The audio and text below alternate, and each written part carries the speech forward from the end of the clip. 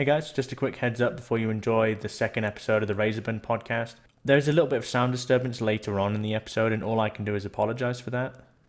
There was very little I could do. My neighbor put a dog out on the balcony and it decided to bark quite a bit, so I'm sorry about that. Apart from that, I hope you guys enjoy the episode. Any feedback is greatly appreciated, and we'll see you soon.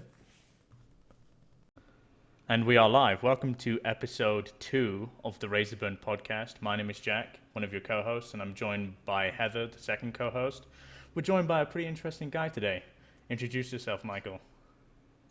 Hello, my name is Michael Freedberg from beautiful North Carolina, and I produce Wetshaving reviews on YouTube. Cool. That works. So there has to be a tangible reason we got you here.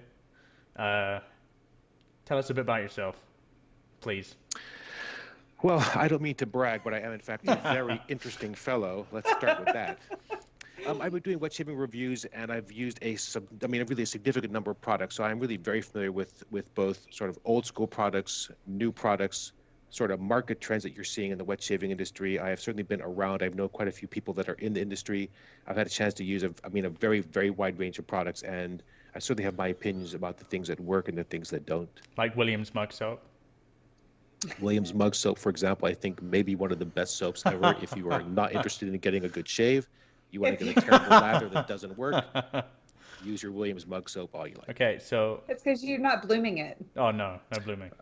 No, let's not even get into the blooming thing. That'll be another 30-minute discussion on blooming. So there are a lot of people now, after they heard your complaints on blooming, they're calling it soaking, and they're trying to differentiate the term soaking between blooming. We both know they're all the same thing, right?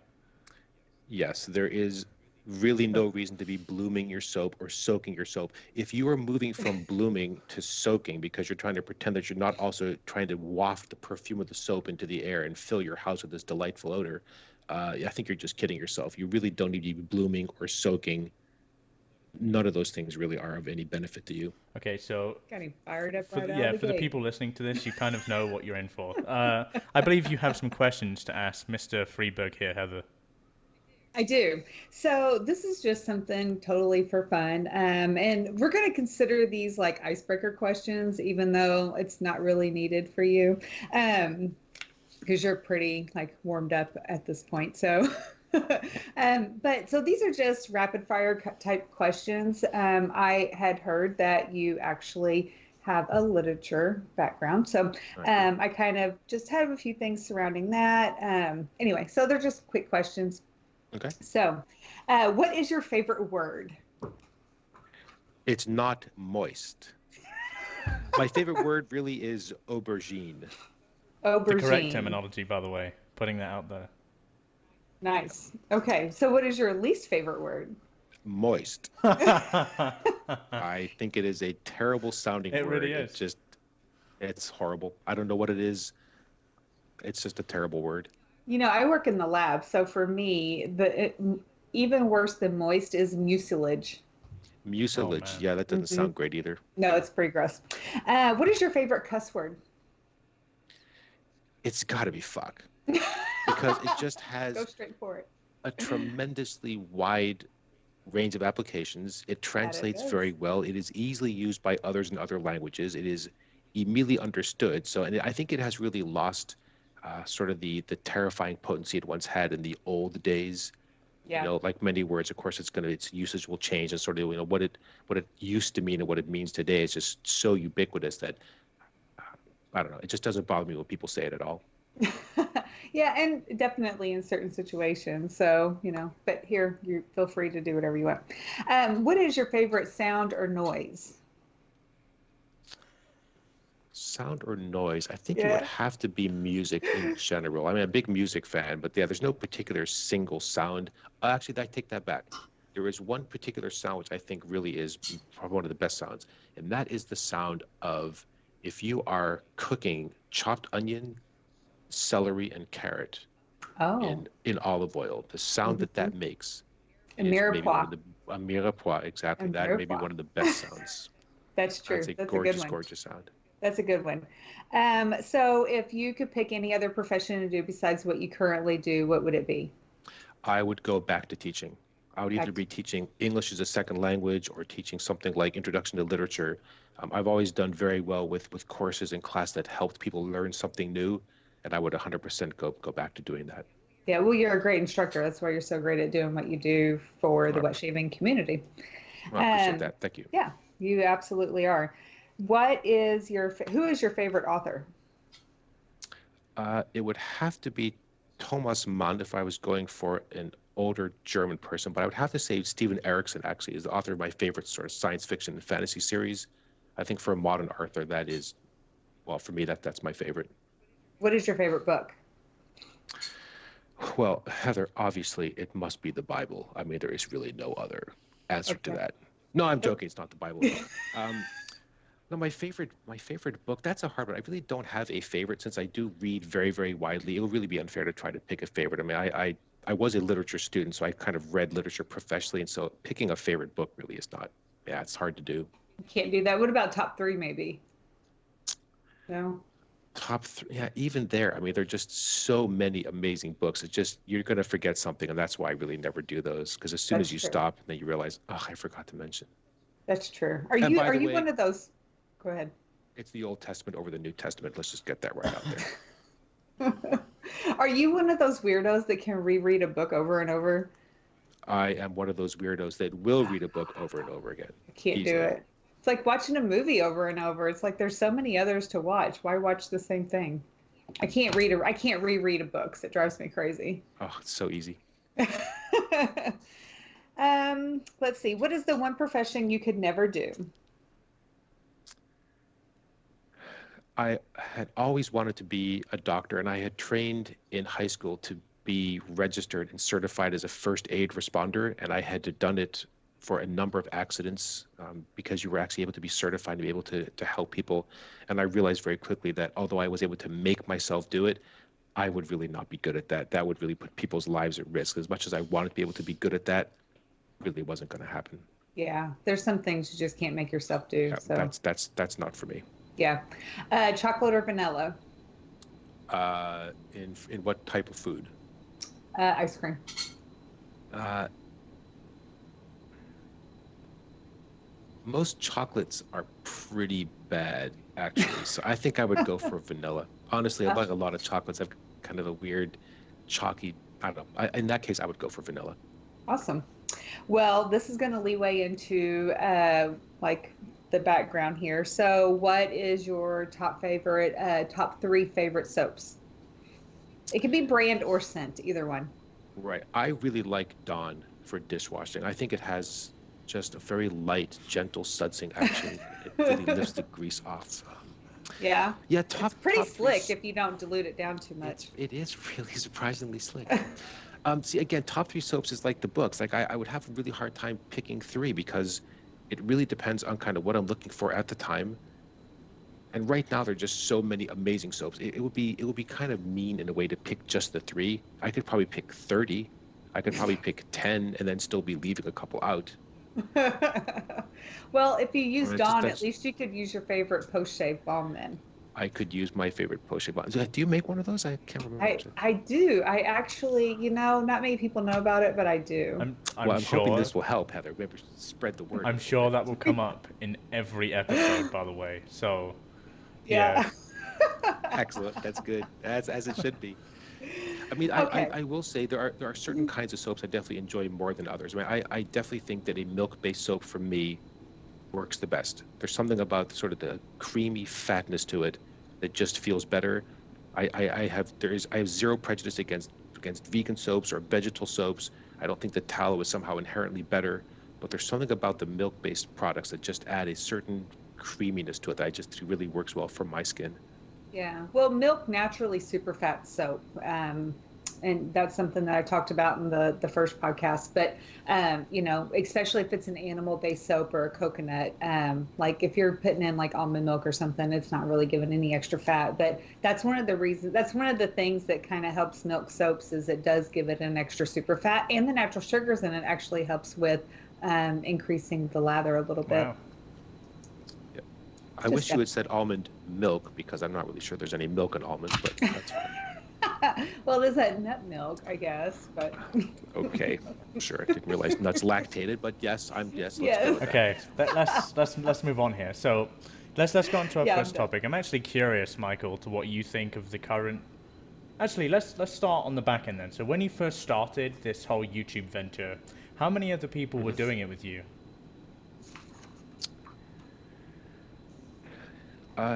In the English-speaking world, there were maybe 10 or 15, maybe 20.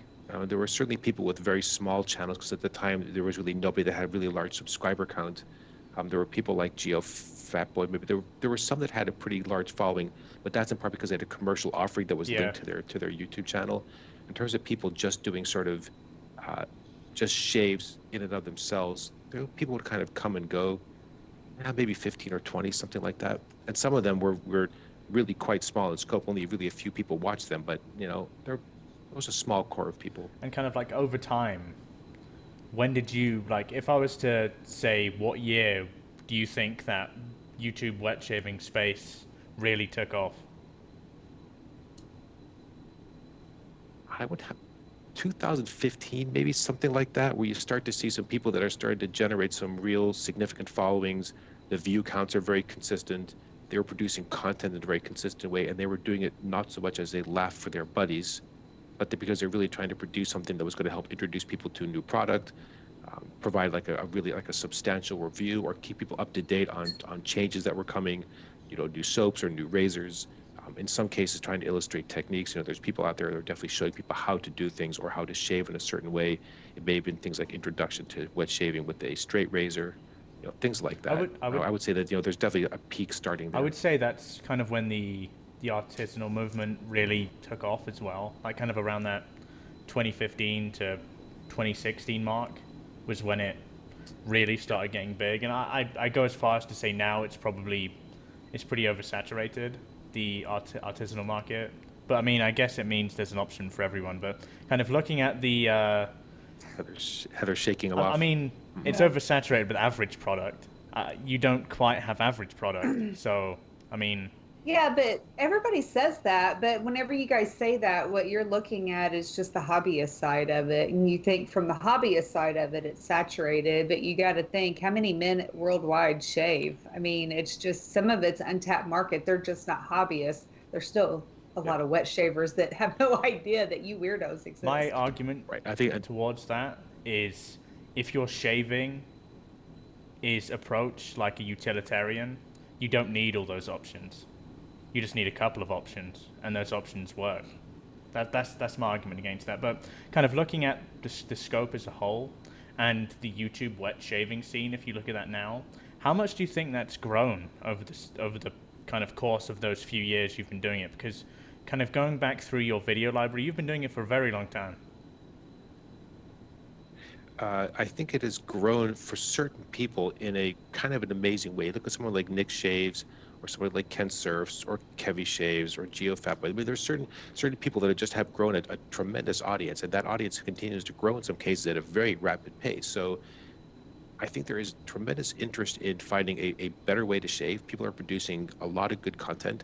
A lot of that content is not just new products in the market, but people are trying all kinds of things because there is actually a very long history of a richness of shaving products. And that's, I think, one thing Mhm. that people tend to forget is that it is quite utilitarian today because you are limited in some ways to what you can find in your local store, but that was not always the case.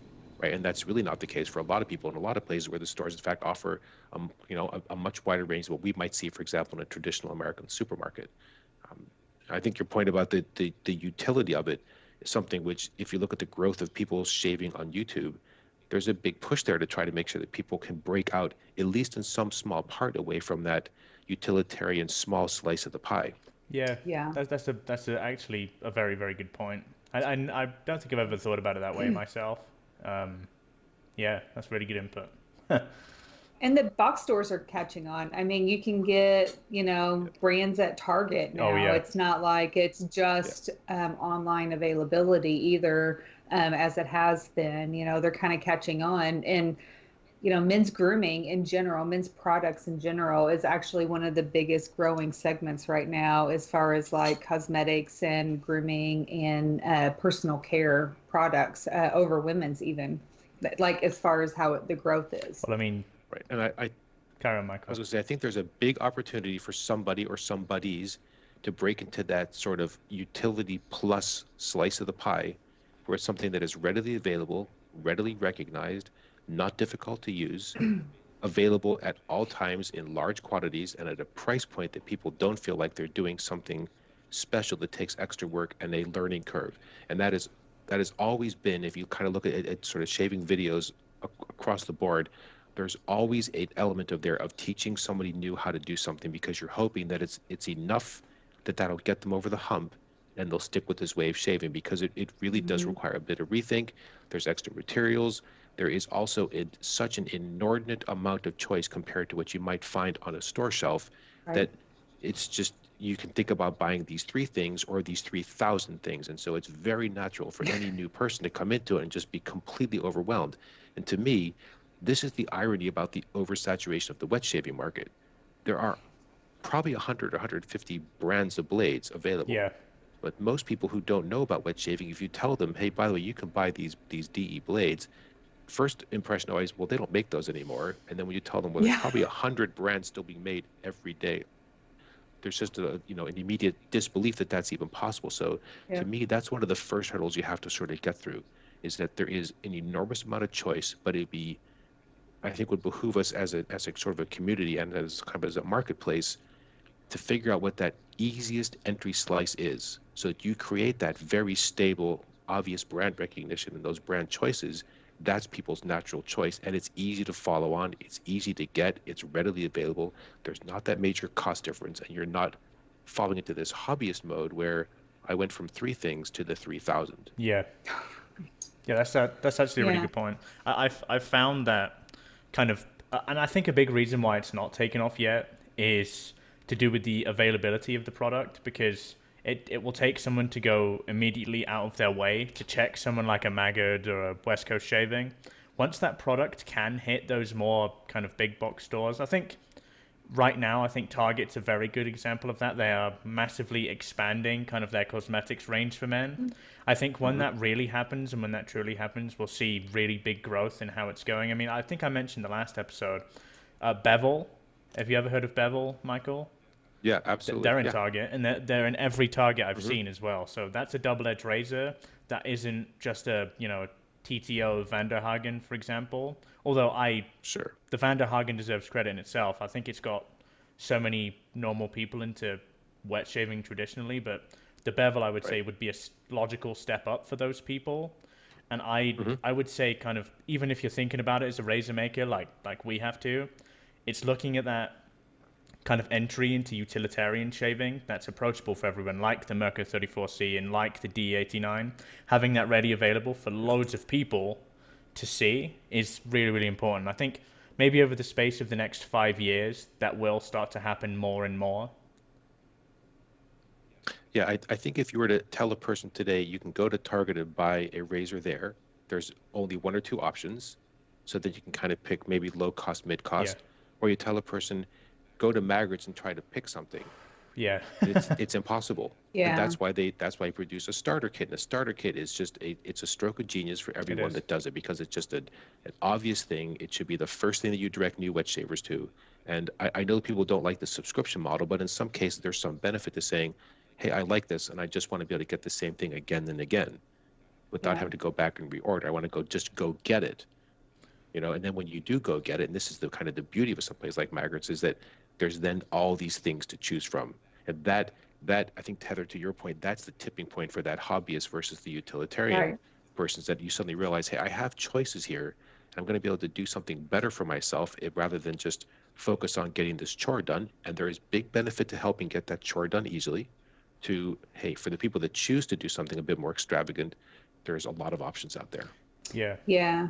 Well, I mean, For real. Yeah. carry on, Heather.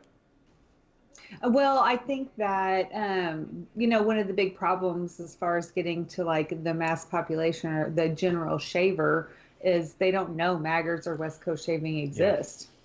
Yeah, they have Hmm. no idea there's an entire store that carries just shaving products, you know. So Right. if you're, you know, people have Target everywhere. So the next best thing would be Walmart, really, if you think about it, just for the actual exposure, you know, the amount of exposure that it could carry into potential customers. But Target is like, you know, it's more of a mainstream store for the average person. So most people don't know, you know, Maggers and West Coast Well, I exists. So they mean, have no idea. if you're, I think to find out they exist, you have to show a bit of interest to learning how to shave traditionally. I mean, if you're just thinking about how they rank organically on Google, you type in wet shaving. I don't know how high Maggots and West Coast shaving come up in those searches. You would think seeing something like West Coast shaving, you're from located in California. I mean, there are very few brick and mortar stores that specialize in this. Aside from Right. Art of Shaving, I think they're in a lot of places, but it's pretty interesting. They're not available in kind of like smaller cities. It's mainly bigger cities they're available in. It's about making it accessible for everyone. And like you said, the Walmarts, the Trader Joe's, Hmm. even. I mean, Yeah. Hmm. of course, Trader Joe's is Artist different. shaving's a high price point though for Yeah, someone who's never, I mean, they have the starter kit, which is what like I got my husband for the first time, but let's be honest, the brush that comes in that is complete shit. It is Yeah. like the size of my pinky. I mean, it's yeah, terrible. Like the Terrible. knot on it Yeah. is terrible. It's like half the size of a travel brush. It's yeah. awful. But and their price point is high for anything really of quality, and for somebody who's never done it, you know, it's kind of a high price point to drop all at once. I mean, So it. I think you're right. Uh, the difficulty is, I think if you go in there with the point of buying something, you probably will, regardless of the price point. I mean, if you've ever walked into one of those I agree. stores, there are some very, very good salesmen in there that Mhm. sell you on shaving as a ritual, not quite as a chore. And Hmm. I think that's an important thing. I think if you're as a man anyway, if you're looking at shaving as taking care of yourself, like skincare regimes, like good bar soap or whatever, shaving is definitely befitting of that mold. Understanding that taking care of myself is something, and I think shaving in a way that could be potentially construed better for yourself is definitely a way to sell the way we're doing it. Yeah. And it's funny you say as a man because as a woman, there's not shit. There's like disposable cartridges and pink shave in a can. You know, I Yep. mean, it's like there's even less choices available. So, I'm actually saying that in the last few months there have been, well, a few months, like maybe a year or two. Harry's, everyone knows of Harry's, like they're everywhere, but they have released a female shaving brand. There's also a new one called Athena as oh, well. Um, I'll have to look Yeah. into it's that. Just it's check it's it pretty out. basic, like it's your average, five blade cart, but it has that kind of new age minimalistic marketing that a lot of companies are doing Mm, very Yeah. well with, and yeah. I think that's the first step in getting people into really thinking about how they're shaving. Like, why aren't the the 6, 7 blade Gillettes I can reach up for up there as feasible as something that's charging me $3 or $4 a month for 3 or 4 cartridges? I think once people start accepting that as a model, our model then becomes a bit more, I guess, enticing to those people because you then go one step further. That's kind of what happened to me. Like I was shaving with carts and electric razors for a few years, and then part problem of my own, and then my lack of understanding of how to shave properly. I thought, you know, everyone blames their tools, not quite themselves. First off, when you don't really know what you're doing, so I then thought, okay, how could I really take this further? And I found One Blade. If anyone knows of One Blade, I found the One Blade Yeah. Genesis. I didn't buy Absolutely. the Genesis because it's extortionate, but I bought the One Blade Core variant instead. And Right. shaving with a single blade then became the standard to me. And then the natural progression for me was then going to, the D89s or the other products, and then investing myself within this wet shaving hobby. And I think you'll there's a chance you'll see that. I don't know how that path has come to be with men investing in Dollar Shave Club and Harry's because, frankly, some men don't particularly care about that sort of thing. But for the people that do, that's how we hope we market our approach to shaving. Yeah. Michael, have you tried the is it the leaf razor that uses the double edge? Yeah, no, I have not. I know that some people really, really like that, but in fact, I think for some people, they've actually gone back to using the leaf with only a single blade in that razor because, in fact, it turns Oh, out that with two in there, it actually is a bit, it can be a bit of a rough shave. And so they sort of dialed aggressive. it back by adjusting it by only using the one in there, which is kind of interesting turn of events given the actual design of the leaf. I've Yeah, doesn't it hold three? I've used a leaf. I think it holds three total. Yeah. Yeah. You have used the Yeah, I leaf? mean, so I was thinking something like that seems like just because of the design and like oh yeah, you can use it like a cartridge, you know what I absolutely. mean? It seems like something like that would actually be a good transition Well, like it's funny product, because but I think you're right, and I really do think you're right. I think it looks a bit intimidating. I think just the way it looks is pretty odd. For me, it looks like a bit of a surgical tool. It has like this like screwy knob on the back. That screwy knobs in uh sinks, I think, are a bit idiotic in design. But when you think of then how you insert the blades, how you kind of load it up, how you need to clean it, it's a bit of a hassle, to be honest with you. I see. Just going over the way it shaves, though, it actually shaves pretty well. I think the So it works like a cartridge yeah, it's though, exactly right? the same. As Yeah. far as like you're not Very, really having to like pay Yeah, attention to the no, angle and it's stuff like you pivoting. do with like a no. regular D or Yeah. yeah, The okay. pivots, It's a very steep controlled yeah. angle and the head pivots I and think the pivot's very, Yeah. very aggressive on it though. For me, face shaving, I've seen. There's a few guys that I have seen that really like that razor. Another cut above, Mhm. Chris Madden loves that razor for head shaving, specifically. And I Right. think there's Really? something for head shaving. I mean, there's probably a few people that head shave with D's. I still think a cartridge or something with a pivoting head is way more efficient when it comes to head shaving because you're like this. Your arm is reached here. This is a weaker point for your arm to be anyway.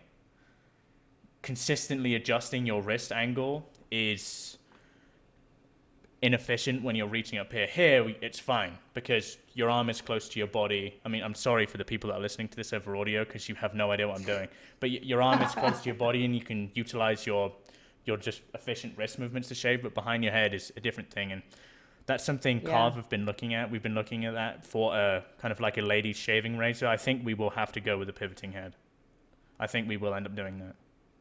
For a lady Yep. shaver? Hmm. Trust me, whatever we come up with, it'll be very good. So you may look I have skeptical. no doubt. I'm definitely a car fangirl, you know Yeah. that. But Yeah. yeah, like I don't know. I don't know.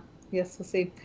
So Proof will be in the pudding, Absolutely. as they say. that is 100% because I have like all I have the stainless, the brass, and the aluminum. So I have no doubt that I will buy it, but like I'm just I don't know, pivoting head. I need a longer handle, guys. This is the one time size matters. I don't care what they say. Like you guys like I need a longer I handle. would You know, like honestly consider the Leaf. The Leaf's handle is like this big. It's massive. It's very Yeah. long. Yeah. mm, It's But uh, I don't know. I I thought have we the heard though that 4 inch Carve was card. going to have a piece at the bottom that would unscrew, that have a handle extender that you could sell on as an accessory. Is that not true? I don't know, man. Maybe you're hearing that here for the first time. I don't Maybe. know. They're also going to Million have a dollar idea. single edge, I heard. Oh man. Is it single on both sides though, Jack? Is that The how that worst works? one is I mean, look, if you want a slant razor, by all means, you can buy a slant razor. The amount of emails we've had, well, it's very few emails we've had for a slant razor, but what we're trying to achieve will probably never make a slant razor. I mean, a single edge is more feasible because it's widely more accepted, but a slant razor, I mean, come on. I've never used one. I have one in my drawer actually that I This use, but I've guy, never I used know, it. I know Michael likes I his love slants. me a slant I razor. know, I You know he does. do? But So see, what I is the do. deal? Aren't they more aggressive, a little bit more aggressive, or do you hold it at a different like teach me. What is the No, you difference don't. here? You don't hold it at a different angle at all, unless it's Okay. the only one that's confusing are the slant razors where the head itself is actually angled compared to the handle itself. Normal Okay. slant razors are a straight up 90 degree, just easy. You don't change how you shave with them, depending on the actual head geometry. For some slants, the blade is, like many other aggressive razors, the blade is a little bit more exposed. The fact that it is also generally twisted, right? It's not just angled, but it's actually twisted to put some real pressure on the edge of the blade.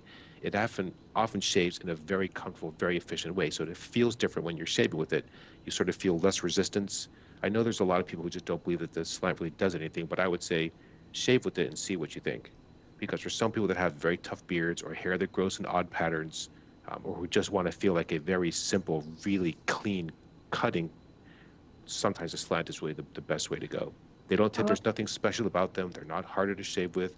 They're not naturally more aggressive. They're not scary in any way. Not like the blade is out there flipper flapping, right? It's just not like that. It is another razor head geometry that generally holds the blade edge under very, very good control. I will try mine tomorrow because I do have one I haven't tried. And it's kind of like it's one of those things that's out of sight, out of mind. So I keep forgetting to Yep. pull it out. But I will try it because I am curious. I really just have two razors I sort of reach for at the moment. But I do have a vintage. It's a Lady Eversharp, I think. And the Mm. handle on it is probably like 5 inches. It's so Okay. nice. But the head itself is aggressive, a little bit more aggressive than I like. I'm not a fan of vintage razors. Just not a fan. I've See, it's had I've had one that I love, and you know what? I'm not even gonna lie. I am embarrassed to say this, but I dropped it and I broke it in my shower, Yeah. I mean, and I haven't found shame one on since. I you. So here's the go irony on then. about the vintage Give razor. it to me. What's going to happen, Jack, is at some point, 50 years from now, imagine a time far, far Here we away. go. I know what you're gonna say, but say anyway. A person goes to a flea market and they pick up a carve where they don't really realize what they have, and it's a vintage razor from the 1920s. I mean, wow, they still shave with the stuff back then. And some cool cat kid picks it up and is like, I'm gonna get back into de-raising one of these vintage carves. Because at some point, your brand new razor is Yeah, going to be a vintage absolutely. razor. But I think most of the fact that I look at it as a vintage razor, manufacturing then, well, I mean, I don't think you can compare a carve to a Gillette razor anyway. The way it's made is completely different. Um, but ultimately, I know exactly where you're coming from. Everything is considered vintage in 50 years that's being made now. Yeah. But I'd like to think Carve would be a brand, and you'd be able to pick up a more modern style carve, and that's just an old carve. I mean, frankly, the reason why there are vintage Gillettes is because, and the reason why they're considered vintage, Gillette really aren't making razors anymore. Their levels of manufacturing for those double edge razors Oh yeah. haven't changed. So they left that behind a long time ago, and the people that liked shaving that way back then, I think a lot of people like them based on nostalgia, which is perfectly fine. There's something in nostalgia, but they're just not for me. Well, the Gillette, the new one that they came out with, that wasn't really, it wasn't anything, it wasn't like a reproduction off of their old designs or anything, You right? talking about the D89 they Yeah. released? Was that the Yeah. one? It was like, I don't know, within last 6 months, like four Yeah. months or so, maybe something It's like not a that.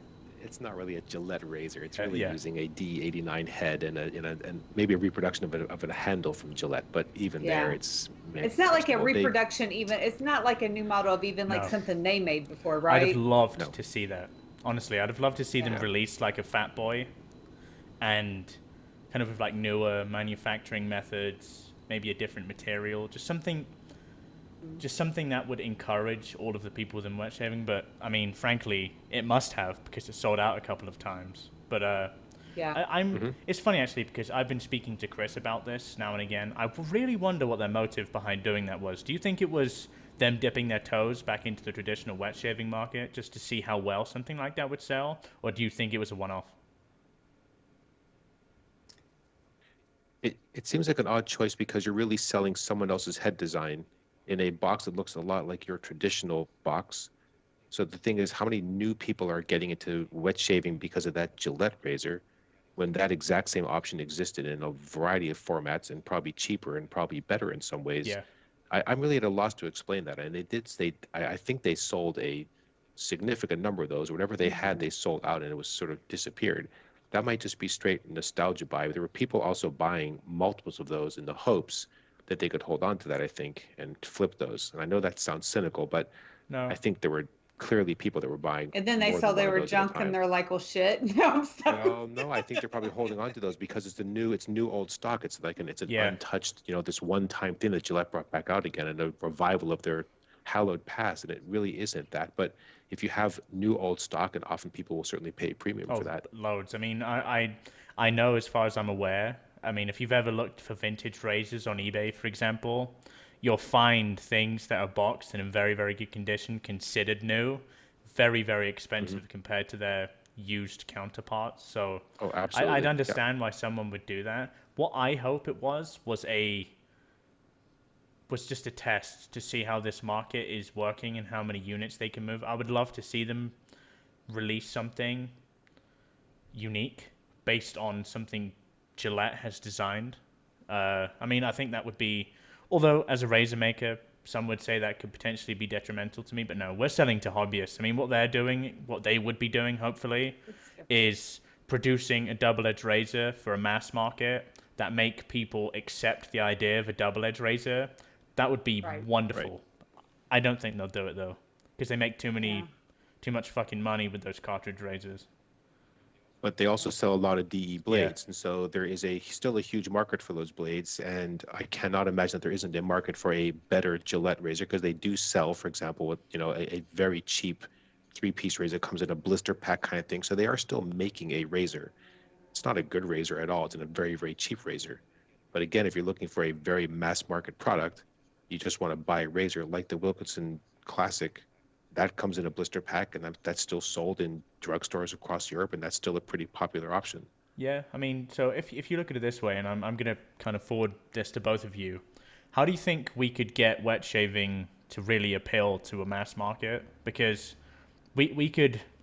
It's difficult because I see a path of everyone kind of putting their heads together and really figuring out how we could start to like kind of push this industry forward and make it more accepted. But if I was to kind of get a bit of an opinion off of both of you guys and how you think this would work or this could work, what would you guys say? Michael, go first. Well, this may sound like an odd opinion, but I think it needs to kind of become like toothpaste in the sense that there are three or four or five major brands of toothpaste, each with their own kind of lines. People have a particular favorite that works exactly for them. There's no fuss and no muss. You have a variety of styles of toothbrushes to pick from, but no one needs to go to a class to learn how to use a toothbrush. And so you need to figure out for that kind of market how you're going to make a razor with a double-edged Yeah. blade and a different style of soap as easy to use as toothpaste. And I often come back to that because there is a wide variety of toothpaste in the market, Yeah. right? There are all kinds of toothbrushes, but there are certainly nobody doing YouTube videos on how to brush your teeth with a toothbrush like that. I don't think that's a thing. Maybe that's a thing. I don't believe that it is. Vintage toothbrushes are a There, thing, just so there, you know. I know, and there may be people that are showing you how to brush your teeth for people that don't know how, and I see that there is a reason to do those kind of tutorials. I just don't think there's the same kind of artisanal toothpaste No. market. Maybe there, I don't believe that there is.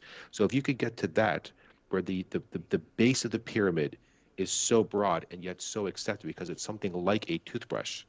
You think about how the cartridge razor is designed, it's the same kind of plastic disposable one click, really there's nothing to it, and it seems very easy to use. However, if you watch new people shave with a cartridge razor, and there are a bunch of good YouTube videos on this, John's first shave, and the person's just terrified, and they're like trying, oh God, Yeah. I'm gonna cut myself.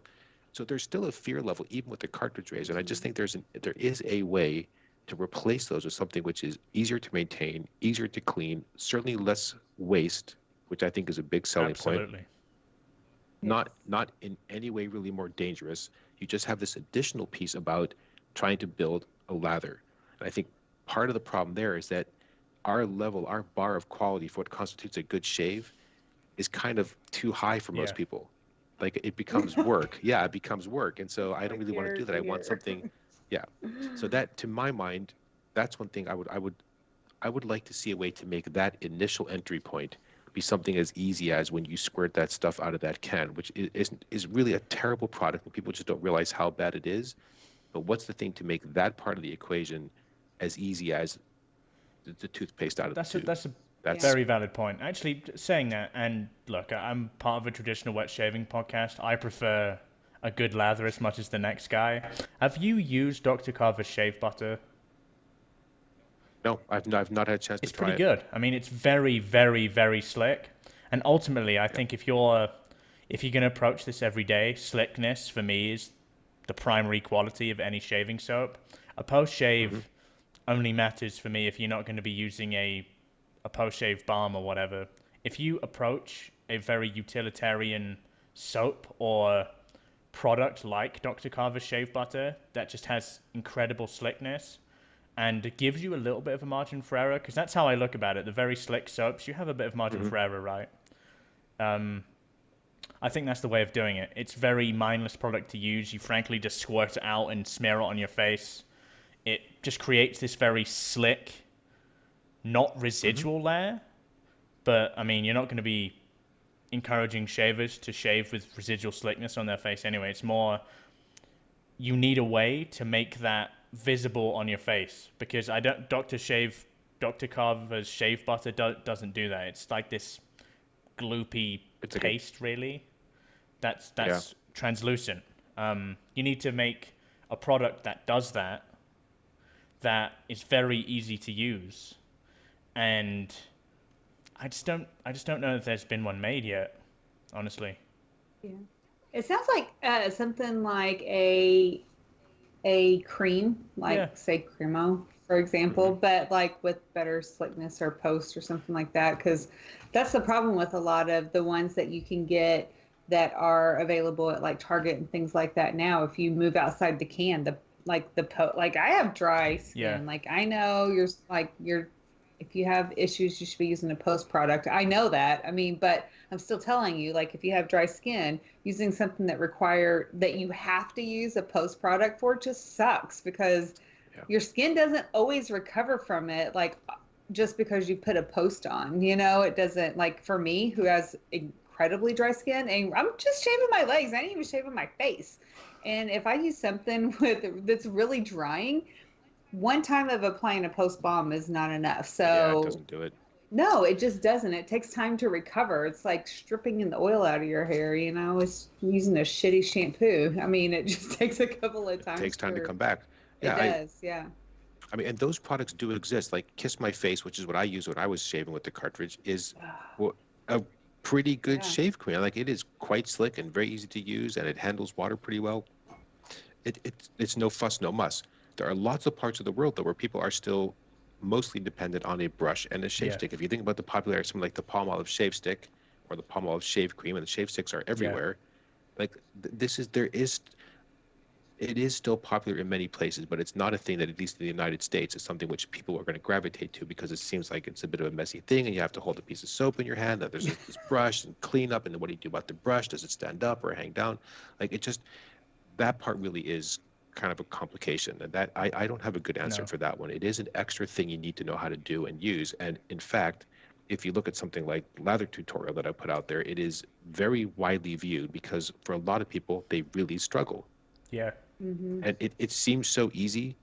And you know, Well, it because there's a really, learning curve between every soap. And like, I mean, every soap is different. And it would be different if it was a little bit more standardized, but it's not. All of us are different. And that doesn't matter if it's a mass product or an artisan product. So it's not like you can say, oh, I know I need to add this much water and it'll work. It's just not that way. Every brand is going to be different. And that definitely doesn't help a beginner. Oh no.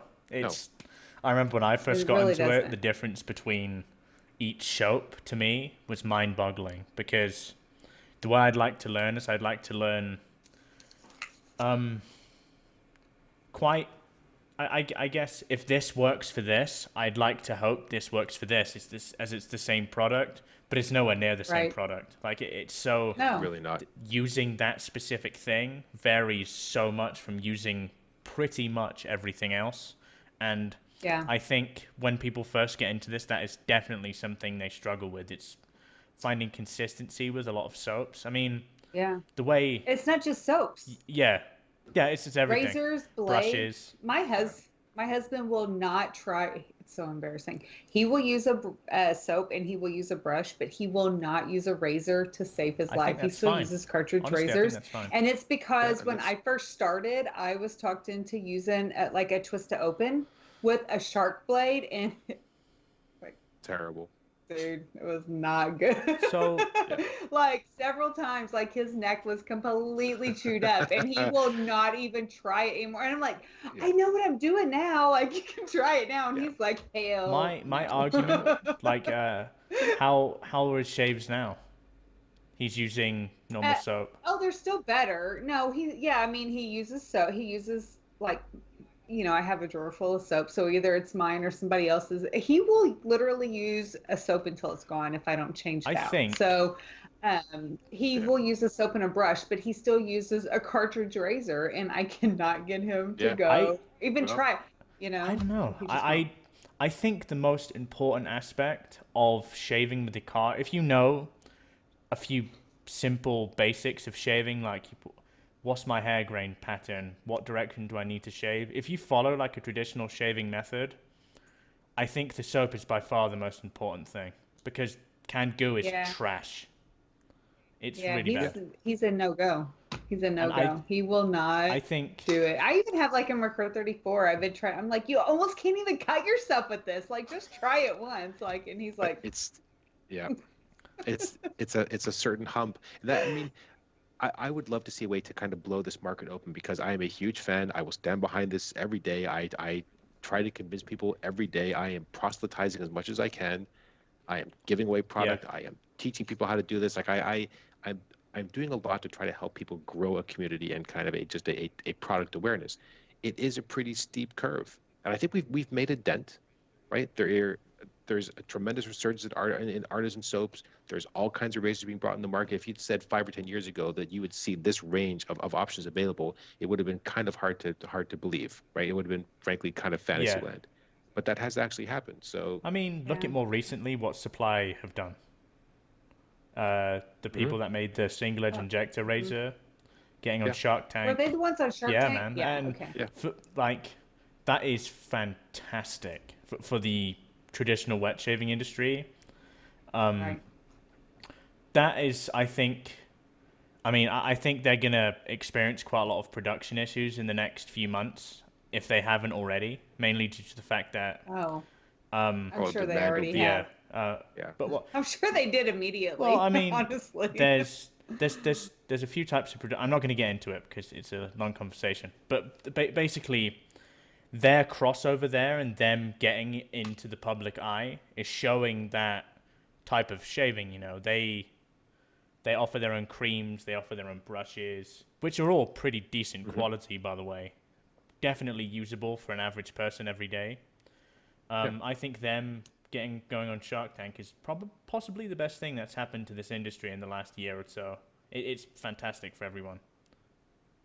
I think that, and Michael touched on this. I think that if I think more people, it's a smaller portion, obviously, but I think that another portion of people who are looking at it are ones who are environmentally conscious. I have a friend locally who's another soap maker, and she doesn't do grooming products, but like her entire business is based on um, like environmental impact and things like that. And I think there's a whole new like subcategory of people who they're not in it for the hobby, but they're definitely in it for the environmental impact and using the razors and the brushes and things like that. And it's a little different than the hobbyists for sure, but they're still Hmm. in the environment. They're still in the environment of the So, products. Yeah. based on an argument of environmental impact, how can we market plastic tubs of soap? It's a problem. This is a trick Yeah. question.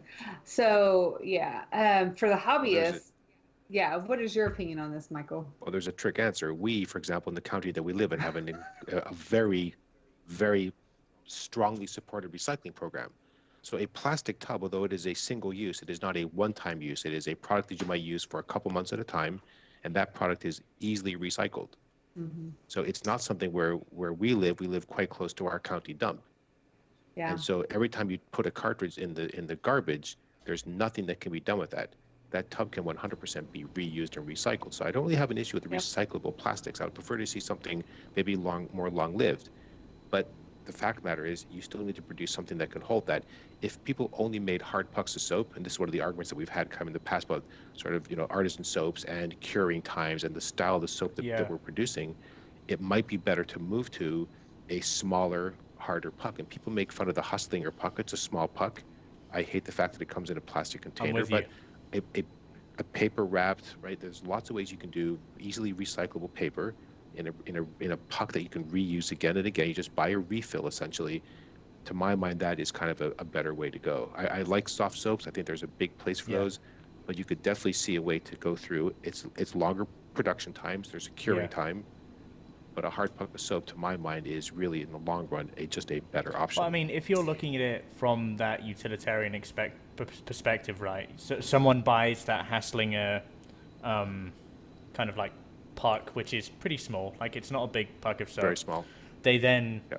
Yeah, it's probably 2 or 3 depending on how they ounces want to maybe. use it, they Yeah. could lather it up in their palm. They can put it in a bowl. They can lather in the bowl, or they can use the loading bowl, as you would call it. The loading bowl, exactly. Soap loading bowl. That's all it That's is. all it is. That's all it is. And then they could do it that way. The problem that comes in from a hobbyist perspective is what happens when I want 50 of those. What do I do with them? Yeah, that's exactly as an artist and maker mostly, I mean, that's my thing. That's why I don't do pucks.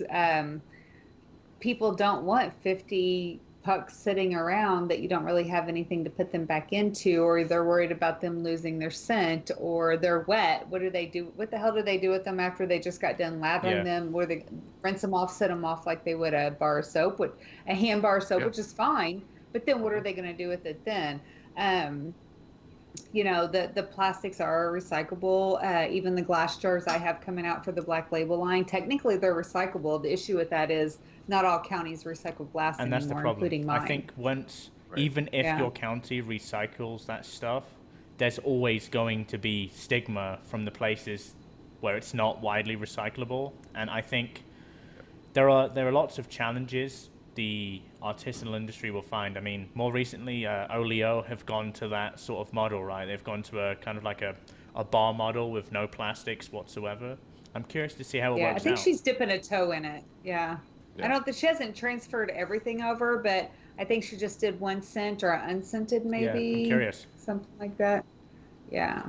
Um, Yeah, it's interesting because there's definitely the environmental impact for some people will definitely bring Yeah. them in for the money. I mean, technically, if you're not a hobbyist, that's how everybody starts. I know, but if you're not a hobbyist, I mean, really, it can be more Oh, economical if really? you stick to one soap, one Oh, yeah. brush, It one really, razor, really is. I mean, I you got a know. friend Yeah. into wet shaving a year ago, maybe. He's still using the same razor. He's bought a couple of extra soaps because he's used them again, like one after another, and he spent Yeah, so little money. And he says to me, yeah. "What are you doing buying all of that stuff?" Yeah. And I hold my hands up, dude. I don't even know Yeah. anymore. I Yeah. don't know. I've Michael, lost how my many mind. soaps do you have? Uh, Uh, oh God, it's gonna be insane. uh, You give a 30 lot of or stuff away. 40 or 50. I also give away a huge I amount know, of soap. Give yeah. Like a lot away. yeah, I mean, I give away a lot of soap, and I'm doing it in part because I had this shelf full of items that I just was never going to get back to, and it is really a sore point with me. I have given away in the last year an enormous amount of items, whether it's razors or brushes. I gave away full kits on YouTube. I've done a couple mystery boxes on Reddit. I still have a mountain of stuff. I just met up with an old friend at a local bar here. I passed on 4 soaps and 2 matching aftershaves.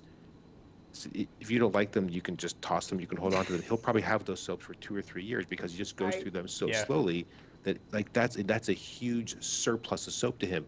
Whereas for me, it was 4 soaps and it didn't make a dent at No, all. I just sort of had this Right. moment of despair looking at the shelf thinking, God, what am I going to do dude. to try to break through I do that this? all the time. Like I have all of my shaving stuff display on my bathroom.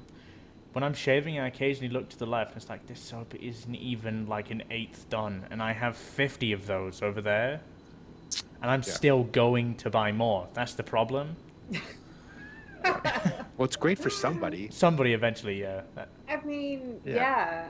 And I'm not even a collector, but I love supporting friends and other peers in the hobby and people I love and scents that I love. If there's something I want, so excluding my personal soaps that I make, I probably have at least 30, which isn't nothing compared to like some, but I'm not a collector. I just buy it if it's a scent I really The funny want thing or if is, it's somebody I want to help when you support. really put Yeah. 30 into perspective, 30 is still so much fucking soap. Like, it really, Oh really Yeah, yeah, it's is. my ridiculous. husband It's reminds me every crazy. time the drawer Yeah. gets opened and he's like, "What the hell are you doing? Are you buying another soap? There's no more that's going to fit in there."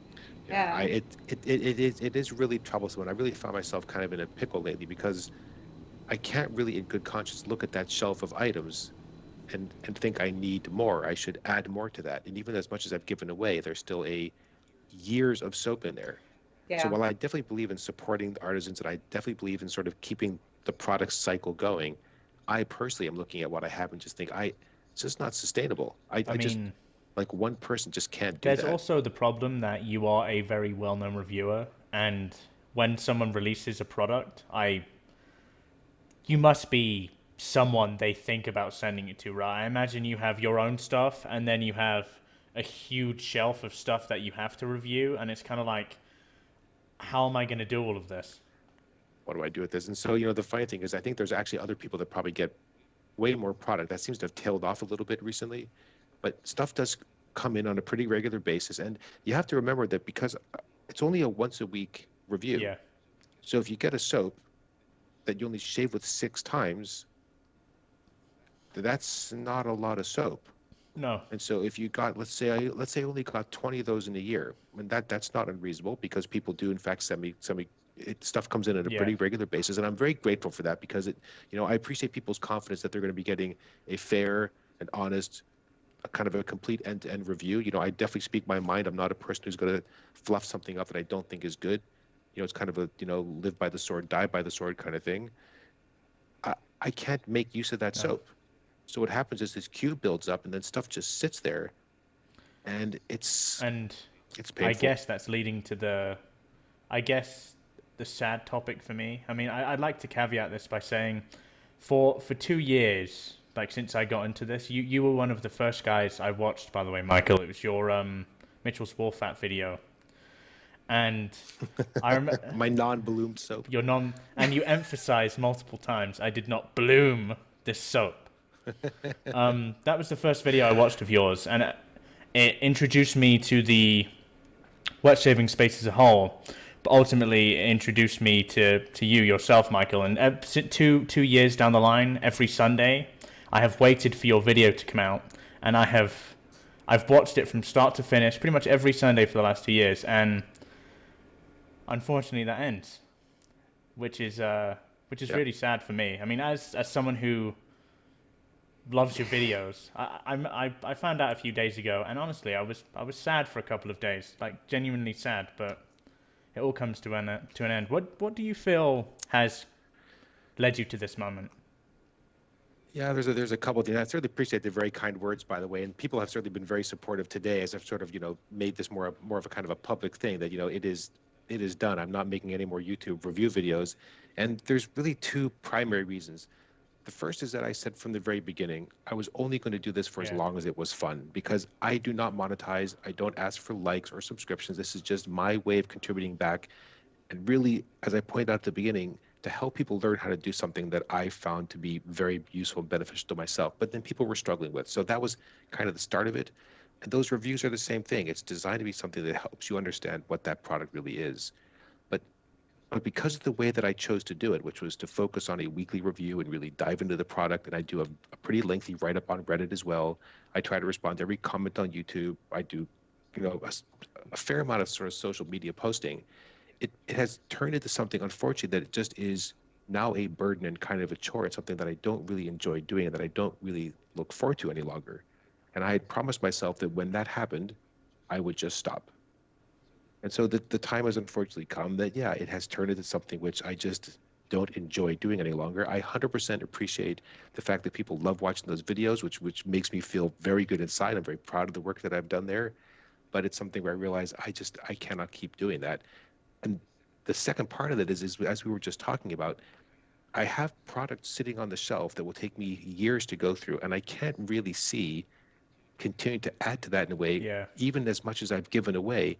I find myself in this weird position where I just feel like this is just not sustainable. I want to use these products. Yeah. I have some amazing stuff on the shelf that just sits there unused. And Mhm. it really is amazing stuff.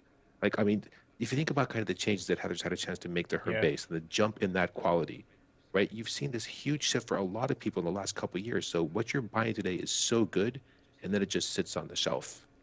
And I really just don't think it's something I can keep doing. One, it's just not that fun anymore. And I feel bad that people are going to be sad that it's over. But Yeah. bear in Yeah. I mind, you should mean, enjoy what was there. yeah, And and I think that's the important thing. I think people should take away from this is the fact that they've had 6 years, 7 years, right? It's a very long time. They've had a lot of consistent content from you, and I would much rather someone who is making this content for me to enjoy what they're doing because that produces better Yeah. content. It does. mhm. And when you stop enjoying what you're doing and these things feel like a chore, as painful as it is to stop doing something I have personally done every Sunday for the last couple of years, I totally understand. And that leads me to a few questions I think a lot of your audience will have is why don't you just upload now and again? Because I told myself that when I was done, I would be done. And I feel like I've sort of done my bit in that particular Yeah. regard. Like I've done a lot of reviews, I've covered a lot of products, I've helped teach a lot of people a lot of different kind of things. I've always tried to touch on some tip or trick or something. I think that that will kind of stand on its own. Even if I never made another video again, there's still a lot of rich Yeah. content that people can continue to enjoy. Yeah. Some of those products are old, so you can always go back and watch my Delightful Williams mug soap review if you want to go back and That's enjoy one of that my a couple favorite more videos, times. man. It's a pretty good. So I think I would just rather be done and move on to doing something else, where I can try to find some more joy in something else. That may well be doing something like these podcasts or, live events on Instagram, or it might be just writing an occasional, every couple of weeks, another review of a product that I feel really stands out because I'll be shaving with things again that I've had on the shelf for quite a time. And so maybe there's a chance to go back and do a series of things that I may be revisiting. And so that might be maybe there's once a month, or maybe do some more shave of the day postings, things like that, where I can find a different outlet. But I think unfortunately those video reviews, I think I really am just done with those. You saying that you enjoy teaching, that definitely comes through, I think, in your videos. There are I'm not consistent on watching YouTube videos, but I've noticed that some people are better at doing reviews, some are better at teaching and explaining. Yeah. And I would say you and Nick Shaves probably. I mean, Nick was one of the first YouTube videos that I came across, and let's be honest, it's not one that you're wanting to like fast forward through. I'm happy to sit there and watch him. But he's great at teaching. He's great at explaining things. And you're kind of the same way. You're very patient and don't rush through it and don't carry on with a bunch of stuff that maybe isn't. You give the pertinent and important information, I guess is And what I'm saying. yeah, and So, something, and your personality comes through. But yeah. people that have not met you in person don't have the pleasure of knowing how freaking funny you really are in person because you're hilarious. Well, like I said, shaving is deadly serious business, Heather. You can't crack jokes about that. Come on. Yeah, yeah, you're definitely got a sense of humor that it comes through in Yeah, your it does. videos, but whenever people meet you, you're just so genuine and kind, and you're funny as shit. I mean, you're just Oh, thank you hilarious. for that. Appreciate that. I mean, it's sad, but everything comes to an end at some point, right? And this is uh, this is the end of the Sunday review. It is, as I said today, this well not until next time, but for the last time. Goodbye. Yeah. I mean, I have a certain sadness about it too, because I recognize that this is something which for a lot of people is an important part of what they do. Like there's a real routine, there's a regularity to it. They look forward to that content. It's something which people really depend on. I am always a little bit humbled and kind of shocked at how much people depend on those, because for me, it's just a guy shaving in his Yeah. bathroom. And it is a bathroom, by the way. It is not a set. I just want to make that Uh, completely clear. People No always make studio? jokes about that. It is not an actual bathroom set. It's really my bathroom. Yeah, so I feel bad that people, have to sort of have a moment of loss there. But on the other hand, there's lots of good content out there. There'll be no dearth of other people making videos, and there's still a lot of good product and product changes coming. So I'd say continue to enjoy what you're doing, and that gap will soon be Yeah. filled. Do you? How does your family feel? Yeah. Oh, there were tears, there was weeping, They're like, sadness rolling on the yes. floor. No, I think that, it's one of those things where it sort of takes over your Sunday. Like Yeah. this takes up some real Yeah. time. I spend time during the week. I take notes. I shave in different ways during the week, so I don't just shave like I would normally. I'm practicing different things. I'm trying different types of lather, just going through to make sure that I can really on Sunday represent what I've learned about that product and be able to really express in a clear and simple way what you might take away from my experience. And that again is my experience. It may not work the same way for you, but at least you have some basis of consistency to know that when I describe something like this, you know kind of what that means because you've heard it used, or described in a very similar way in past videos. That Um, is. but it does take up time. It's a significant chunk of Yeah. the day, and Yeah. That's And burnout's crazy. real. Oh, it really, really is. yeah, yeah, Yeah. And that's yeah. definitely something I would love to talk about because, obviously you have a job. This isn't something you get paid for. As you said, you've never monetized your channel even, and you Hmm. have a very significant follower compared to some Yeah. reviewers and other YouTubers. So, the fact that you haven't monetized your channel says that you're not doing this for money. You're doing this because you want to and that you enjoyed it.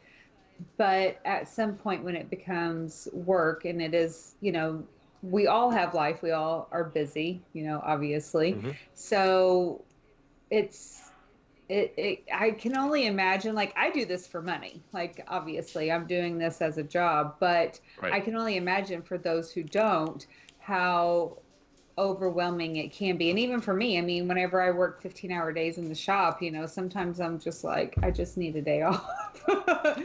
So Oh have yeah. you ever felt the pressure to just, like, I mean, how long has it been? Has it been a while this has kind of been building, or? Yeah. It's Yeah, I mean, there's a couple things that come into play there. One is that even though I may have a high subscriber count, there's certainly compared to others, it seems pretty paltry in some ways. And if you look at view counts, it's it it's not that many people. I mean, that number may seem big, but in fact, compared to many others, it just isn't that big. But the burnout really comes out in from the fact that the way that I chose to do those Yeah. reviews and the fact that I was really focusing on trying to really explain as much as I could and really provide as full a picture as I could, which I thought was going to be of the most use for the people watching them because there really wasn't something like that out there, and I felt that I could do something a bit different that would be really of use to people. But at a certain point, I'm now shaving as a job Right. because I don't want to say professional because I've literally never made a penny from this. It's become enough of a chore that Yeah. there's nothing in there. So I have this shelf of products that I love. There's razors, there's soaps, there's brushes. I just have this plethora of products. They just sit there unused. And so what I want to be able to do is kind of get back to that, which is, hey, I love shaving. I would shave twice a day if I could. I know that sounds crazy, but Me too. it's just a really Yeah. pleasurable thing to do. I would do it 100% if I could, but right now what's happened is that it has lost that spark for me completely. Yeah. And I also feel a self-imposed but still a significant pressure to make sure that people are getting valuable content in a market where there is a tremendous amount to keep track of. There are changes happening all the time. I feel like I was able to make a reasonable contribution to keeping people up to date on new things, but also expose them to products that are not normally part of the, kind of the hot new stuff. There's a tremendous amount of stuff out there, and also people every week try to learn something new for people that are new to wet shaving. So also always trying to keep some tip or some piece of advice or like a repetition about a particular way of shaving, or to hammer home the point that you do not need to bloom your soaps because there is a group of Yeah. people who just continue to push on that. Like those are things I felt pretty strongly about. But again, I also never monetized. There was no incentive. There's no Right. financial incentive to do that. And so when it comes to a point like this where I just don't have the sort of the mental energy to continue to push like that because for me, there's no the payback, although I can definitely see from people's reactions like how much pleasure they're getting Yeah. out of those videos. There's just nothing starting in me that still has that. And so then it's I just time to think stop. a really big problem. Well, not a problem. I mean, I think as a viewer of your videos, I very much benefited from the format you did your videos in. You know, you'd shave with something rather for a few days, and then at the end of that week, you would then finally do a review. I think that in itself is the challenge of consistently doing it right, because if you could just give your first impressions on stuff and that was widely accepted as what you do, but I can only imagine the burnout that happens when every single day you have to approach shaving like a study session. That's a problem for me. Like, even if I think about it doing it that way myself, I wouldn't enjoy that, Right. because you're not genuinely just shaving to enjoy yourself. You're shaving to find something out, and that's something completely different. Like, that's not the same thing at all. But although you might enjoy, It can't be no, relaxing. I mean, it might be. You might have You found know. the relaxing aspects of it because you've had to. Yeah, it's still a very pleasurable thing to do, but it had become sort of kind of obscured Yeah, by the fact that you're trying to learn something that you can then communicate in a clear way because you only have a few minutes really to get to people. And also, the content is of a certain length because I'm going through the full shave. I'm trying to talk through every point as I can. I know that people are not watching those whole videos because you can see from sort of the view duration that people are watching only a very small portion of those videos. So at a certain point, even though you're trying to cover a lot of material, you know that people are kind of hopping and skipping, which is 100% okay because everybody does that. And that's why you produce yeah, more content that people can consume so they can find the right pieces that work for them. But yeah, at a certain point, it's kind of a study program. It's not a bad way to put it because I would keep notes. I would try to remember to make sure that hit these high points. There's things you want to make sure that people really hear because it's something different about that soap or that razor or an experience that I had that really reminds me of something else. So at a certain point, yeah, you're shaving to educate and to communicate as opposed to just enjoy the shave, which by the way is one reason why we yeah. started doing these videos in the first place, Right. right? Because you're supposed to love But I shaving. mean, to be honest, based on the format you chose, I don't know how you. I personally couldn't have done it for as long as you did. So the fact that you were hungry enough to go in to shave every day and find something out is commendable in itself. It, Oh, thank you. I appreciate especially that. for the sake of trying to help people. You're not doing this for any selfish gain. So yeah, that's a fantastic thing. Yeah. So what have you done? I mean, I assume that this has probably been sort of building up. It's not like this week you were like, "Oh, I'm done. I can't do anymore." I mean, I'm sure there's been a bit of a build up. What have Yeah. you done to try to counteract any like burnout that you thought that you were, that was coming? Well, I did tell some people early on, sort of late last year, hey, this is beginning to be a bit of a drag. It's hard to motivate myself to really keep doing it to the level of quality that I felt was good enough to put out there. Because the other thing is, for me at least, I want to produce good content. It has to sort of meet my own bar. It has to really be something I would be proud of rewatching, for example. Yeah, Uh, At the end of last year, I came very close in that year, sort of the summary. I thought maybe this is the time just to do it then, but I thought, no, there's already enough stuff built up, and there were some things coming. I didn't want to sort of cheat people out of the opportunity to see some additional reviews because there was already a queue building up. But that build up was one of the things that really started to push me to the edge because I started looking at thinking, I can't, I have no way to recover from this. Like it's too much, and the buildup is too much, and I'm never really making any headway. And there's always new stuff coming in, and I do want to make very clear to people that I'm very grateful for the sort of the generosity that people have shown. When vendors provide products, it's something that they then can't sell. They're giving away something for free that normally they're providing for sale, Right. right? So there's kind of a it's but, you have to be careful what you do there because that's something that somebody could have been making some money off of, and then just to have it sit on the shelf again, yeah, knowing that there's this torrent of more stuff coming in, it really became kind of just untenable and unsustainable. And I also felt like what's going to happen is the quality is going to start yeah. dipping, and that would be really the worst thing for me. I did not want to have that happen where it's just started becoming just crappy, nonsensical, garbagey shit that I just didn't want to see. And right now, I can still say hand on heart, I like what I've done. There's nothing in there that I would go back and go, nah, wish I hadn't published that one. Yeah. Yeah. I can imagine it's overwhelming whenever you start seeing it just stack and stack, especially because you're saying it basically takes you, what, 5 days to review something, Yeah, I'm shaving with to the do a soap That's six review? crazy. times. Yeah. So I mean, think about how little you're Yeah. using there, and then that soap just sits on the shelf and it's basically unused. And so, as much as I gave away, there was still this mountain of stuff there. And some of those soaps are really just amazing. And I would love to just be able to enjoy them for what they are because someone I know put their heart and soul into that I too, mean, right? Yeah. I use something different every day, and even I can't get through all of what I have. Someone who's shaving like yourself for your videos, there's never any way you're gonna get through all of that. So I understand ultimately why you've Oh, done this, and it's probably about the time we wrap up the episode. So, as a closing thing, I'm gonna ask you, Michael, if you were to say any kind of like paragraph or statement to the people that have watched your videos for these past 6 or 7 years, for as long as it's been, what would you say?